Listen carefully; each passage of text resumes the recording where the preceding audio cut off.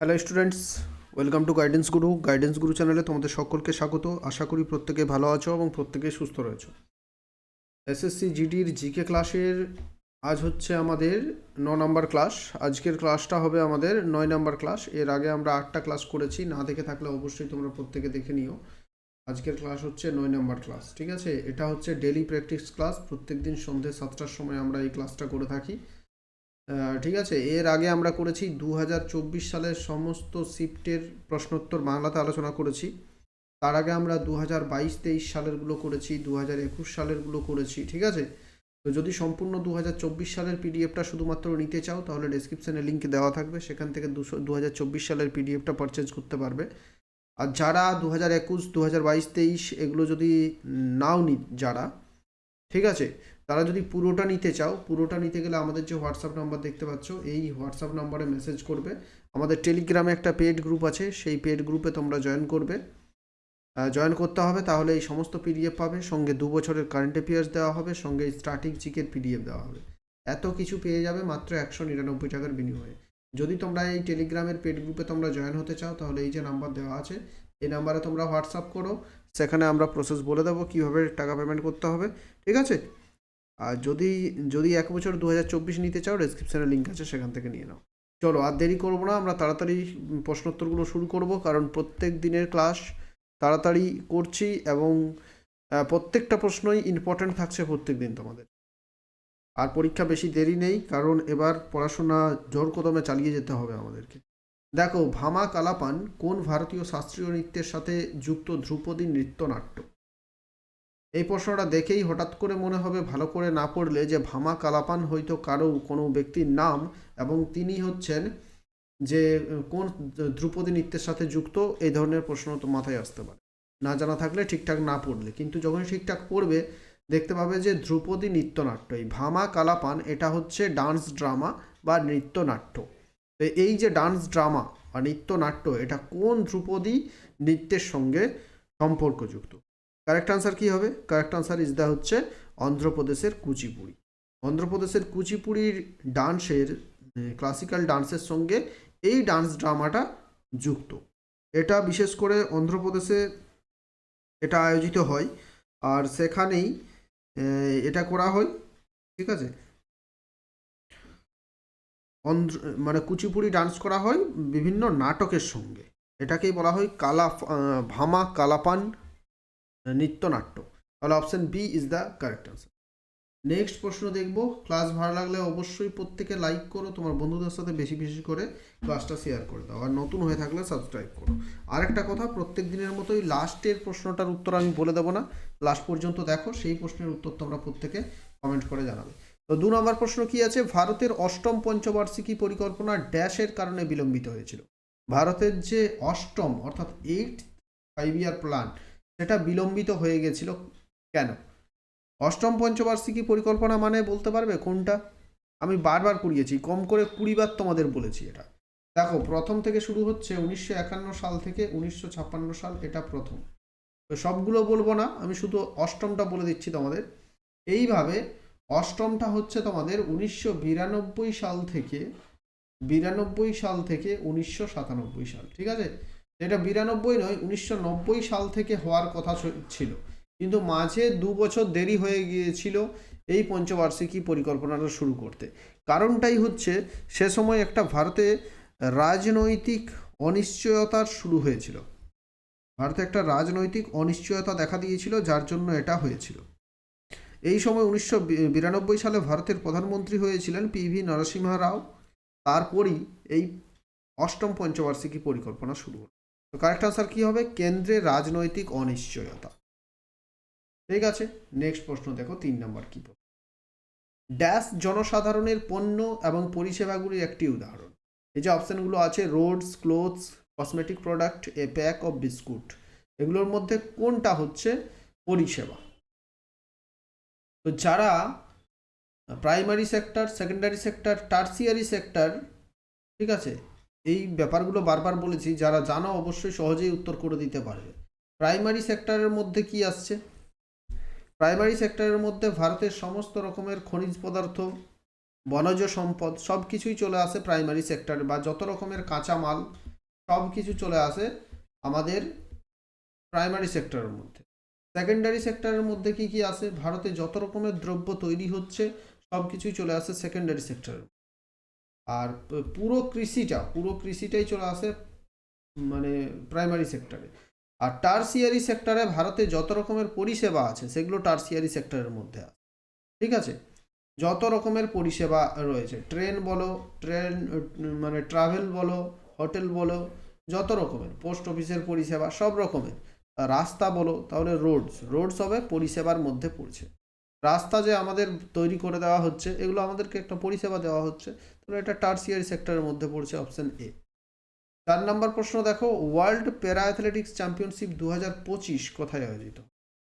Recent এটা ঘোষণা করা হয়েছে কয়েকদিন আগেই, যেখানে বিশ্ব প্যারা অ্যাথলেটিক্স চ্যাম্পিয়নশিপ 2025 আয়োজিত হবে নিউ দিল্লিতে।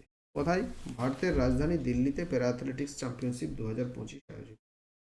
সময় দিল্লির যে জওহরলাল নেহরু স্টেডিয়াম আছে সেখানেই হবে। সময়টা হচ্ছে সেপ্টেম্বরের 26 তারিখ থেকে অক্টোবরের 5 তারিখ, অর্থাৎ 10 দিন ধরে এই প্যারা অ্যাথলেটিক্স চ্যাম্পিয়নশিপটা চলবে। পরবর্তী প্রশ্ন দেখো, 5 নম্বর কি আছে? 1866 সালে নিম্নলিখিতদের মধ্যে কে লন্ডনে ইস্ট ইন্ডিয়া অ্যাসোসিয়েশন প্রতিষ্ঠা করেছিলেন? ইস্ট ইন্ডিয়া অ্যাসোসিয়েশন কে প্রতিষ্ঠা? এখানে দেখো বুঝতে হবে তোমাকে, লন্ডনে গিয়ে ইস্ট ইন্ডিয়া অ্যাসোসিয়েশন প্রতিষ্ঠা হচ্ছে 1866। তাহলে তোমাকে একটা জিনিস মাথায় বুঝতে হবে যে লন্ডনে প্রতিষ্ঠা করছে মানে সেই ব্যক্তি হয়তো সেই সময় লন্ডনে ছিলেন বা লন্ডনে থাকতেন, তিনিই করেছেন। তাহলে বিদেশে কে থাকতেন বলতো? দাদাভাই নৌরোজি। ঠিক আছে, দাদাভাই নৌরোজি ইস্ট ইন্ডিয়া অ্যাসোসিয়েশন প্রতিষ্ঠা করেছিলেন। আর দাদাভাই নৌরোজি হচ্ছে ভারতের প্রথম ভারতীয় ব্যক্তি যে কিনা ব্রিটিশ পার্লামেন্টের সদস্য হয়েছিলেন। ঠিক আছে, অপশন বি, দাদাভাই Naoroji is the correct answer. তো যে ব্রিটিশরা ছিল লন্ডনে, রিটায়ার্ড ব্রিটিশ এমপ্লয়ি যারা ছিল, সেই সব রিটায়ার্ড ব্রিটিশ এমপ্লয়িদের নিয়ে ইস্ট ইন্ডিয়া অ্যাসোসিয়েশন প্রতিষ্ঠা করেছিলেন দাদাভাই নৌরোজি। দাদাভাই নৌরোজিকে ভারতের grand old man of India বলা হয়, এবং এই দাদাভাই নৌরোজি প্রথম ভারতের জিডিপি পরিমাপ করেছিলেন। ভারতের টোটাল আয়টা প্রথম জিডিপি পরিমাপ করেছিলেন দাদাভাই নৌরোজি।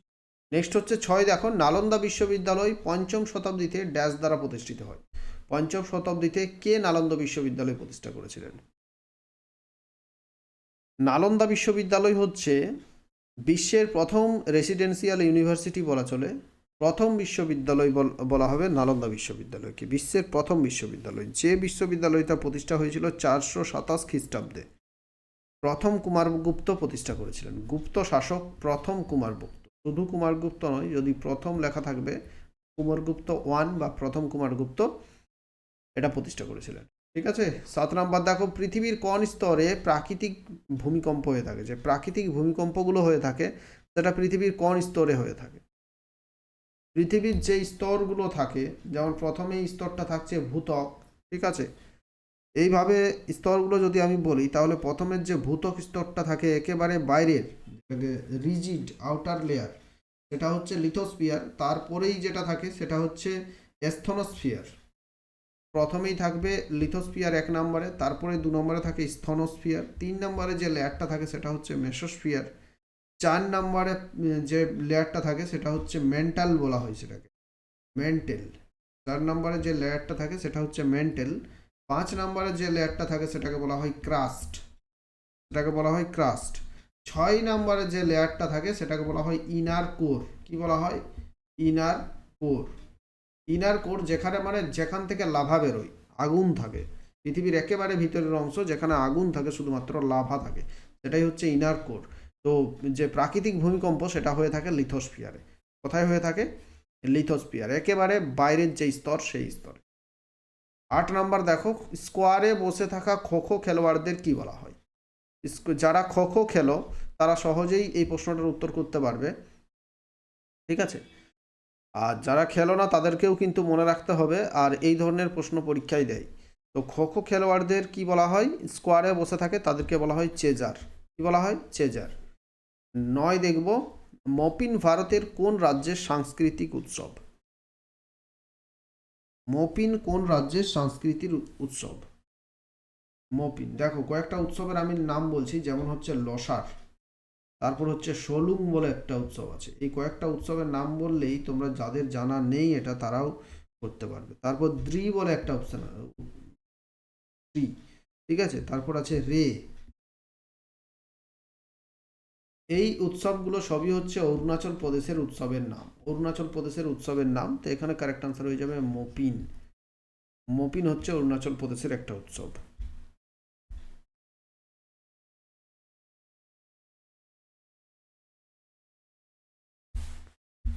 নেক্সট প্রশ্নটা দেখবো আমরা, 10 নম্বর প্রশ্নটা দেখো কি আছে। 10 নম্বর প্রশ্নটা কি আছে দেখো।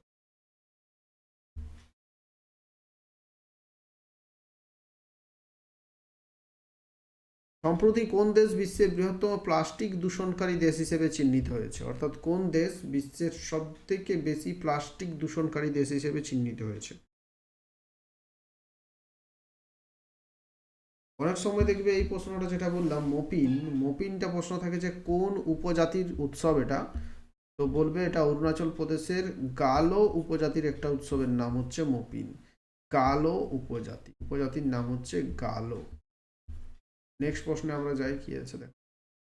এটা বললাম যে প্লাস্টিক, বিশ্বের সবচেয়ে বৃহত্তম প্লাস্টিক দূষণকারী দেশের নাম হচ্ছে আমাদের দেশ ভারত। আমাদের দেশের, ভারতে সব থেকে বেশি প্লাস্টিকের ব্যবহার হচ্ছে, আর সব থেকে বেশি প্লাস্টিক দূষণ করছে ভারত। 11 নম্বর প্রশ্নটা দেখো, 2011 সালের আদমশুমারি অনুযায়ী ভারতের কোন রাজ্যের জনঘনত্ব সর্বনিম্ন? 2011 সালের সেন্সাস থেকে, এই যে গত বছর যে পরীক্ষাটা হয়েছে 2024 সালে, প্রত্যেকটা শিফটে একটা থেকে দুটো প্রশ্ন ছিল। আশা করছি হয়তো এবারেও থাকতে পারে, তাই 2011 সালের সেন্সাসটা ভালো করে করে নেবে। 2011 সালের আদমশুমারি অনুযায়ী ভারতের কোন রাজ্যের জনঘনত্ব সর্বনিম্ন? কারেক্ট আনসার হবে, সবচেয়ে জনঘনত্ব কম যদি বলা হয় তখন হবে অরুণাচল প্রদেশ, প্রতি বর্গ কিলোমিটারে মাত্র 13 জন। আর জনসংখ্যা সবচেয়ে কম যদি বলা হয় তখন হবে, জনসংখ্যা সবচেয়ে কম হচ্ছে সিকিম। ঠিক আছে। 12 নম্বর প্রশ্নটা দেখো, ভারতীয় সংবিধানের কোন অনুচ্ছেদ জীবন ও ব্যক্তিগত স্বাধীনতার সুরক্ষার বিষয়? জীবন, পার্সোনাল লাইফ এর যে আমাদের স্বাধীনতা বা লাইভলিহুডের যে স্বাধীনতা, সেটা কোন আর্টিকেলে বলা হয়েছে? তারপর সেই আর্টিকেলেই বলা আছে, যেমন right to health, right two livelihood, এটা সব কিছুই বলা আছে আমাদের আর্টিকেল 21। ভারতের সংবিধানের অনুচ্ছেদ 21-এ সব কিছু বলা আছে। 13 নম্বর প্রশ্নটা দেখো, রতন টাটা এর প্রয়াণের পর কে টাটা ট্রাস্টের নতুন চেয়ারম্যান নিযুক্ত হয়েছেন? টাটা ট্রাস্টের চেয়ারম্যান ছিলেন রতন টাটা, তিনি সম্প্রতি মারা গিয়েছেন। তারপর টাটা ট্রাস্টের চেয়ারম্যান কে হলেন? রতন টাটা টাটা গ্রুপের চেয়ারম্যান ছিলেন দীর্ঘদিন। টাটা গ্রুপের চেয়ারম্যান দীর্ঘদিন তিনি ছিলেন, টাটা গ্রুপের চেয়ারম্যান। তারপর টাটা গ্রুপের চেয়ারম্যানের তিনি যখন চলে যাচ্ছেন, তো রতন টাটার পর আসছে সাইরাস মিস্ত্রি। সাইরাস মিস্ত্রি বেশি দিন ছিলেন না, সাইরাস মিস্ত্রির পর আসছে নটরাজন চন্দ্রশেখরন। ঠিক আছে, বর্তমানে রয়েছেন নটরাজন চন্দ্রশেখরন। কিন্তু টাটা ট্রাস্টের চেয়ারম্যান ছিলেন, মৃত্যু পর্যন্ত ছিলেন রতন টাটা। কিন্তু মারা যাওয়ার পর রতন টাটার ভাই হচ্ছে নয়েল টাটা, সেই নয়েল টাটা চেয়ারম্যান হয়েছেন। কে হয়েছেন? Noel tata. নয়েল টাটা একজন আইরিশ বিজনেসম্যান, এই নেদারল্যান্ডে বিজনেস করেন, সেই নয়েল টাটা। 14 নম্বর হচ্ছে, ভারতীয় সংবিধানের কোন অনুচ্ছেদে নির্বাচনের তত্ত্বাবধান ও নিয়ন্ত্রণের কথা বলা হয়েছে? ভারতীয় সংবিধানের কোন আর্টিকেলে কি বলা হয়েছে? নির্বাচনের তত্ত্বাবধান, অর্থাৎ ভারতের যে ইলেকশন হবে সেই ইলেকশনের পুরো মানে তত্ত্বাবধানের গল্পটা দেওয়া আছে সেখানে। আর নিয়ন্ত্রণের কথা বলা হয়েছে, কেমনভাবে ইলেকশনটা করা হবে, কেমনভাবে কন্ট্রোল করা হবে, সব কিছু কত নম্বর আর্টিকেলে বলা হয়েছে। ভারতের আর্টিকেল হচ্ছে 324, সংবিধানের 324 আর্টিকেলের মধ্যে হচ্ছে মোট 6টি ক্লজ রয়েছে।